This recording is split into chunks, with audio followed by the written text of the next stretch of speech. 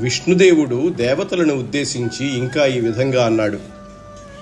పొలమున్నీటి లోపల సర్వతృణలతౌషధములు తెప్పించి చాలవైచి మందర శైలంబు మంథానముగసేసి తనర వాసుకి తరిత్రాడు చేసి నా సహాయత చేతనలినందరును మీరు తరువుడు వేగమతంద్రులగుచు ఫలము మీదయ్యడు బహుళ దుఃఖంబుల పడుదురు దైత్యులు పాపమతులు అలసటయును లేకయకిలార్థములు కల్గు విషధిలోన ఒక్క విషము పుట్టున్ కలగి వెరవవలదు కామరోషంబులు వస్తు చేయమునందు వలదు చేయ.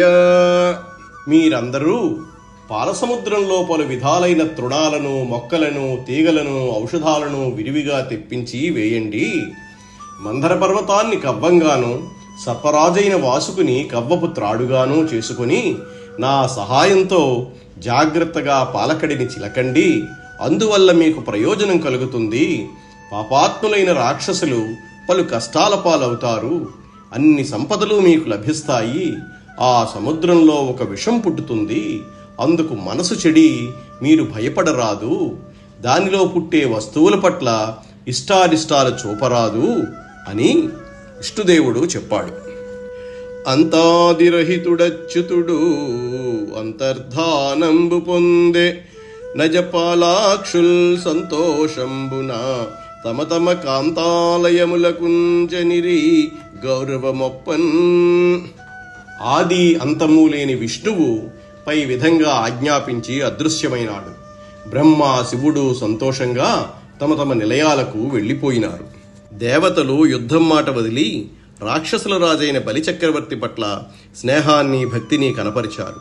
అతని ఆజ్ఞలను సంతోషంగా అనుసరించారు. బలహీనులైన దేవతలు బలవంతులైన బలికి లోబడి మంచి మనస్సుతో సేవించారు.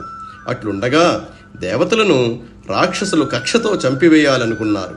కానీ బలిచక్రవర్తి నేర్పుతో వారిని అడ్డగించాడు. అతడు రాక్షసులతో ఈ విధంగా అన్నాడు. పగవారు శరణు చొచ్చిన మగతనములు నిరపతగునే మగవారులకున్ తగు సమయము మెరుగవలదే మగటిమి పాటింపవలదా మర్చులతోడన్. శత్రువులు వెరచి శరణు వేడినప్పుడు పరాక్రమవంతులు తమ పౌరుషాన్ని చూపరాదు, సమయాన్ని గమనించాలి. అందుచేత మీరు దేవతలపై మీ బాహుబలాన్ని ప్రకటించరాదు అని బలిచక్రవర్తి రాక్షసులతో చెప్పాడు.